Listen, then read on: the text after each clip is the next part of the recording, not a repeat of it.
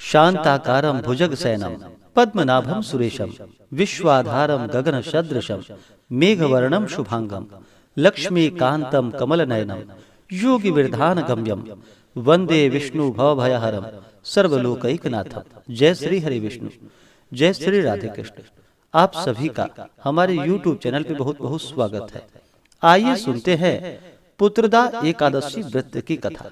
पुत्रदा एकादशी का व्रत जो कि हर वर्ष पौष माह के शुक्ल पक्ष की एकादशी तिथि के दिन पुत्रदा एकादशी का व्रत किया जाता है। यह व्रत जो कि वर्ष में 2 बार मनाया जाता है, एक तो श्रावण के महीने में और दूसरा पौष के महीने में। पौष माह के शुक्ल पक्ष में पड़ने वाली एकादशी को इसे पुत्रदा एकादशी के नाम से जाना जाता है। आप सभी भक्तों को पुत्रदा एकादशी व्रत की ढेर सारी शुभकामनाएं। आप सभी के जीवन में लक्ष्मी नारायण की कृपा से आप सभी को सभी प्रकार के सुख और समृद्धि की प्राप्ति हो। लक्ष्मी नारायण आप सभी के इच्छाओं को पूर्ण करे। जो भी भक्त सच्ची श्रद्धा के साथ, नियम और निष्ठा के साथ पुत्रदा एकादशी का व्रत करते हैं, भगवान का पूजन करते हैं, कथा श्रवण करते हैं, व्रत के दौरान नियमों का पालन करते हैं, तो इस व्रत के प्रभाव से व्यक्ति के सभी प्रकार के पापों का नाश होता है। यह व्रत जो कि संतान रत्न को प्रदान करने वाली है। जो भी भक्त इस व्रत को धारण करते हैं उन्हें पुत्रवान, विद्वान, कीर्तिमान, लक्ष्मीवान और यशस्वी होने का आशीर्वाद प्राप्त होता है। तो आइए सुनते हैं पुत्रदा एकादशी व्रत की कथा और फिर अंत में जानेंगे पुत्रदा एकादशी व्रत के शुभ मुहूर्त और पारण समय के बारे में। अगर आप पुत्रदा एकादशी के उपलक्ष्य में जो कि ब्राह्मण दक्षिणा, अन्नदान, वस्त्रदान आदि के लिए देना चाहते हो तो आप अपने श्रद्धा और सामर्थ्य के अनुसार हमें डिस्क्रिप्शन में जाकर के वहां से गूगल पे, फोन पे या अकाउंट नंबर के माध्यम से आप अपने श्रद्धा और सामर्थ्य के अनुसार हमें ब्राह्मण दक्षिणा प्रदान कर सकते हैं। तो आइए सुनते हैं पौष मास शुक्ल पक्ष पुत्रदा एकादशी व्रत की कथा। तो बोलिए प्रेम से भगवान श्री हरि विष्णु की जय, माता लक्ष्मी की जय, एकादशी माता की जय, भगवान नारायण की जय, सर्वदेवी देवता की जय। बहुत समय पहले की बात है कि एक बार पांडु नंदन ने विनय पूर्वक हाथ जोड़कर भगवान श्री कृष्ण से प्रश्न किया कि हे भगवान, अब आप कृपा करके पौष शुक्ल एकादशी के महापुण्य का वर्णन कीजिए। उसका क्या नाम है और क्या विधान है तथा उस दिन किस देवता की पूजा की जाती है और उसका क्या फल है, आप विस्तार पूर्वक हमें बतलाने की कृपा करें। तब भगवान श्री कृष्ण बोले कि हे राजन, इस एकादशी का नाम पुत्रदा एकादशी है। यह समस्त मनोरथों को पूर्ण करने वाली है एवं समस्त सिद्धियों को देने वाली है। इसके अधिपति स्वयं नारायण है। इस चराचर संसार में इसके समान फल देने वाला दूसरा कोई व्रत नहीं है। इसके प्रसाद से मनुष्य पुत्रवान, विद्वान, कीर्तिमान, लक्ष्मीवान और यशस्वी होता है। अब मैं तुमसे उत्तम और पापों को हरने वाली कथा कहता हूँ, तुम ध्यान पूर्वक सुनो। पूर्व काल में एक राजा अपनी स्त्री शैब्या सहित पुत्र न होने के कारण अत्यंत ही दुखी था। उसके पिता गर्म अश्रुओं से सिंचित किंचित पिंडोदक का पान कर रहे थे। वे सदैव इसी शोक में संतप्त रहा करते थे कि उनके आगे हमें कौन पिंड दान देगा। इधर राजा को पुत्रेक्षा की तरफ से दिनों दिनों निराशा ही निराशा दिखाई पड़ती थी। इसका इस प्रकार का संताप एक प्रकार से ठीक ही था, क्योंकि बिना पुत्र के सचमुच ही मनुष्य का जन्म निरर्थक है।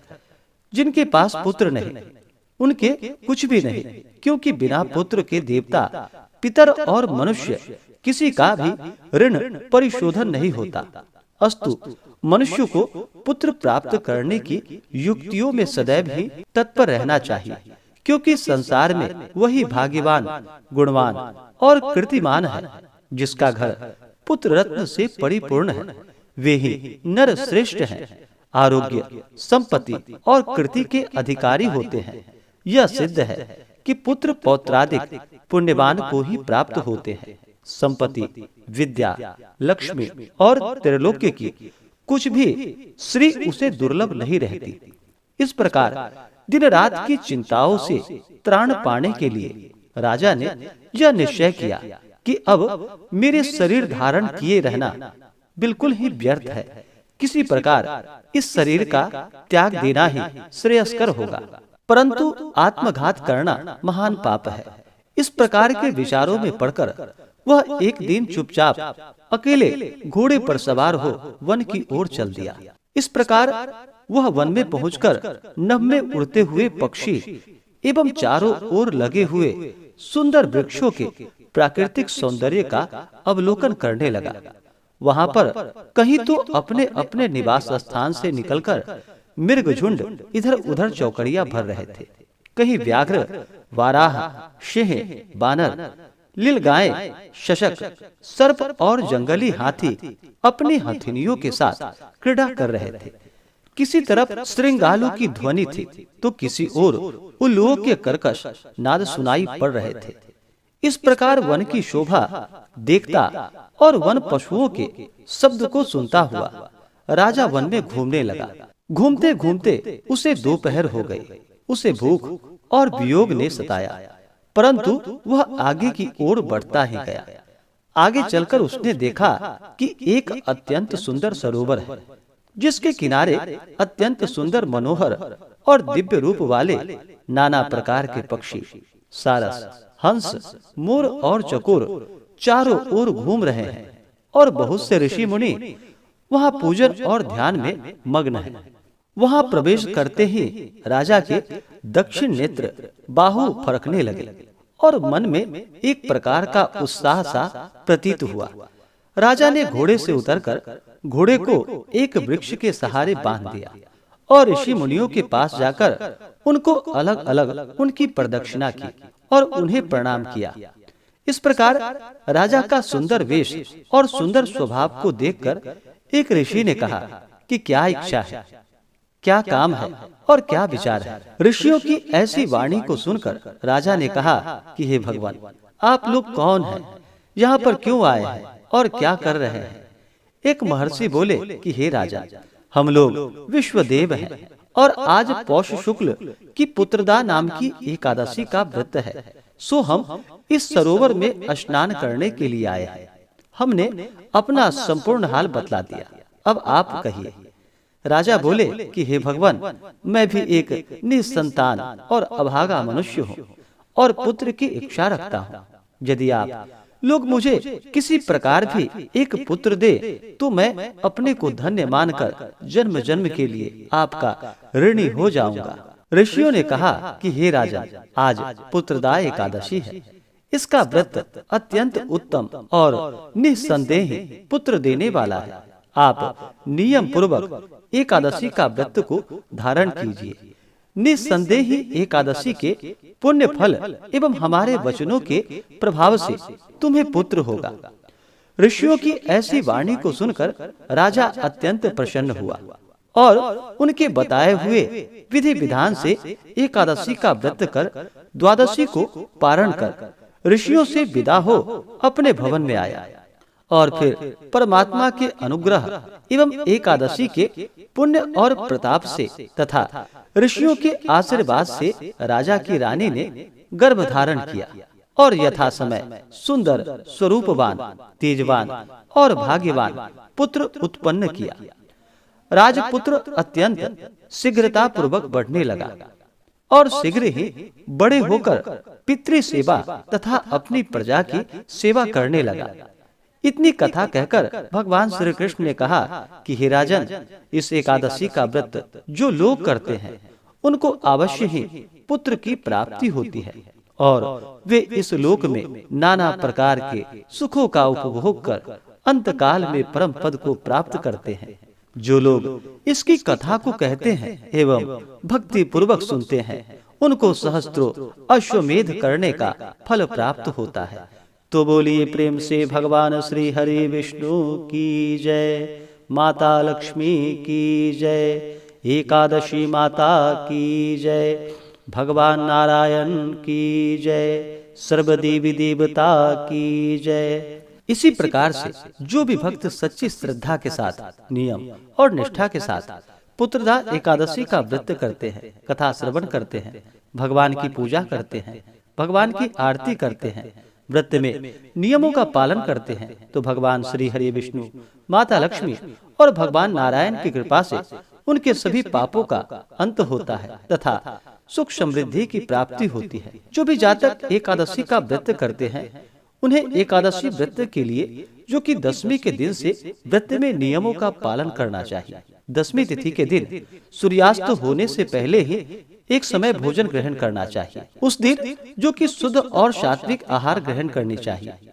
उसके बाद अपने दांतों को अच्छे तरह से साफ कर लेनी चाहिए, क्योंकि दांतों में अन्न का कोई रेशा ना होने पाए, इस बात का ध्यान रखना चाहिए। और दशमी की रात्रि में ब्रह्मचर्य का पालन करते हुए भगवान नाम का स्मरण करते हुए सोना चाहिए। और एकादशी तिथि के दिन सुबह ब्रह्म मुहूर्त में उठ करके नित्य क्रियाओं से निवृत्त हो करके गंगा नदी में या सरोवर आदि में स्नान करना चाहिए। शुद्ध वस्त्र धारण करके और भगवान से प्रार्थना करनी चाहिए कि हे भगवान नारायण, हे भगवान विष्णु, हे माता लक्ष्मी, आज मैं पुत्रदा एकादशी का व्रत करने जा रहा हूँ या करने जा रही हूँ। इस प्रकार से भगवान से प्रार्थना करें कि यह व्रत मेरा सफलता पूर्वक पूर्ण हो। आप हमें आशीर्वाद प्रदान करें, हमारे सभी प्रकार के दुख और कष्ट दूर हो, हमारे दैविक, दैहिक और भौतिक सभी प्रकार के पापों का नाश हो तथा हमें मनोवांछित फलों की प्राप्ति हो।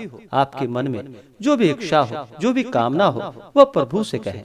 और इस दिन एकादशी तिथि के दिन जो कि दिन रात्रि उपवास रहते हुए इस व्रत को करना चाहिए। इस दिन सुबह और शाम के वक्त पूरे विधि विधान के साथ भगवान का पूजन करना चाहिए, कथा श्रवण करनी चाहिए। इस दिन जो कि शुद्ध और सात्विकता का पालन करते हुए रहना चाहिए। व्रत के दौरान किसी के ऊपर क्रोध नहीं करनी चाहिए। अपने मन में किसी के प्रति ईर्ष्या या द्वेष का भाव नहीं लाना चाहिए। ब्रह्मचर्य का पालन करना चाहिए।